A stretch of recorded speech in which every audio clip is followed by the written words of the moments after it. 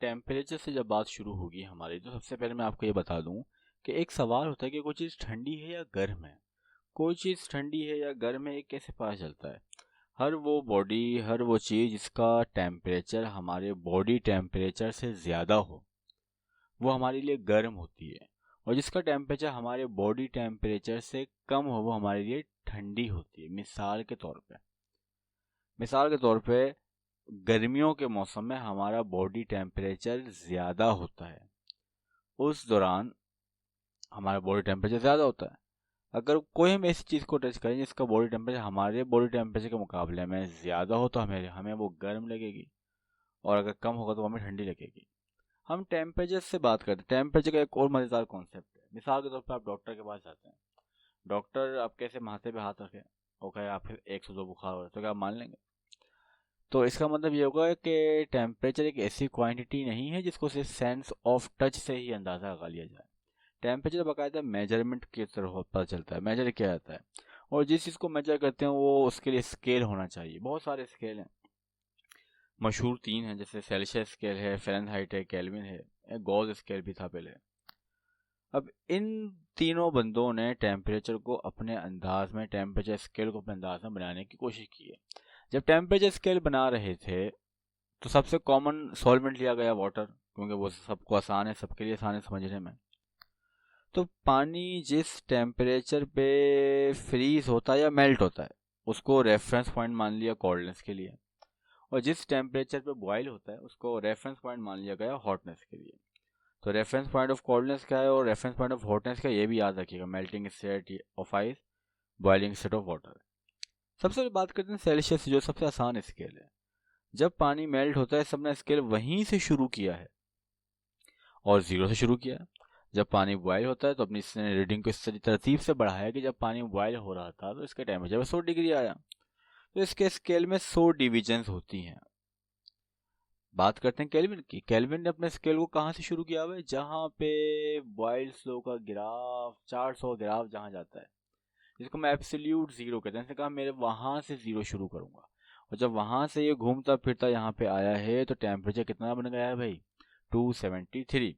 इसने डिविजन्स को बढ़ाने की तरतीब वही रखी, तो 373 पे बॉयल हो गया। इसके स्केल में भी 100 डिवीजन है।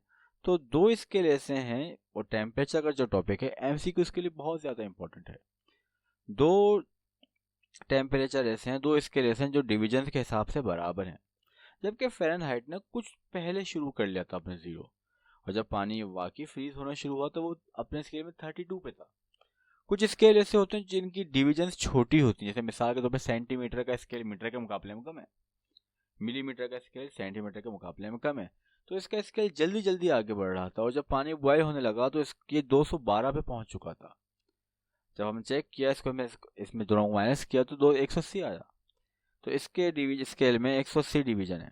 अब इसकी एक और इसकी एक बराबर होगी, क्योंकि डिवीजन दोनों में बराबर थी, लेकिन इसकी एक 1.8 के बराबर होगी।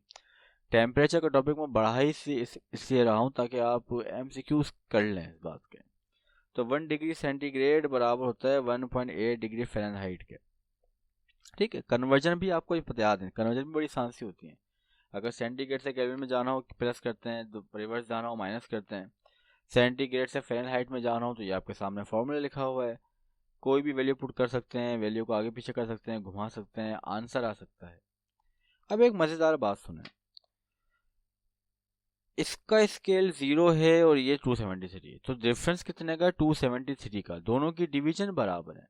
अगर 10 डिग्री सेंटीग्रेड होगा, जैसे यहाँ बता रहा हूँ मैं, 10 डिग्री सेंटीग्रेड होगा तो वहाँ पे केल्विन होगा 283। तो अभी भी जो डिफरेंस है वो कितना आएगा? 273 आएगा। अगर मैं सेल्सियस में 1 डिग्री बढ़ाऊंगा तो यहाँ मुझे 1 डिग्री बढ़ाना पड़ेगा, डिफरेंस हमेशा 273। तो केल्विन स्केल और सेल्सियस स्केल आपस में कोइंसाइड नहीं करते, नहीं कर सकते, इनमें हमेशा डिफरेंस रहता है 273 का। जबकि आप यहाँ देखें, सेल्सियस के स्केल में फ़ारेनहाइट कितना है? 32 है। ये बहुत बारीक बात है, और डिवीजन में और फर्क जो है, डिफरेंस है, वो 32 का है। अगर मैं सेल्सियस के स्केल में 1 डिग्री बढ़ाता हूँ तो क्या फ़ारेनहाइट के स्केल में 1 डिग्री बढ़ाऊंगा? वहाँ तो 1.8 बढ़ानी होगी, कम करनी होगी तो भी 1.8 करनी होगी। अब एक मिसाल आपके सामने रखते हैं। आप मुझे बताएं कि जब 0 डिग्री सेंटीग्रेड होता है तो फ़ारेनहाइट कितना होता है? 32। मैं अगर 2 डिग्री बढ़ाऊं, मैं इसको अगर 1 डिग्री कम करके देखूं, बल्कि ये तो गलत लिखा हुआ है, अगर 1 डिग्री कम करूँ तो -1 हो जाएगा। जब 1 डिग्री कम करेंगे तो 32 में से आपको क्या लगता है, 1.1 कम करना पड़ेगा या 1.8? तो भाई 1.8 कम करना होगा, तो ये बन जाएगा 30.2।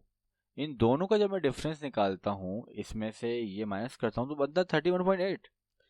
1 डिग्री नीचे जाने पर ही जो दोनों का डिफरेंस था वो क्या हो गया, कम हो गया। जब नीचे जाते रहेंगे डिफरेंस कम होता रहेगा, एक वक्त आएगा डिफरेंस खत्म हो जाएगा, और वो -40 डिग्री पे होता है। जो किताब का न्यूमेरिकल है 11.1, वो भी यही है कि at what temperature both scale coincides, तो वो -40 डिग्री पे होता है। ठीक है, ये टेम्परेचर का आसान सा कॉन्सेप्ट है। अगर मैं एमसीक्यूज की बात करूं तो इस जगह से एमसीक्यूज आ सकते हैं। ये जो ग्राफ यहाँ बना होता है, जो यहाँ पे टेबल बनाया हुआ था, इसको ज़रा अच्छे से देख लीजिएगा। ये सारी बातें एमसीक्यूज में आ सकती हैं। और ये टेम्परेचर स्केल का छोटा सा इंट्रो था जो आपको एमसीक्यू से मदद कर सकता है।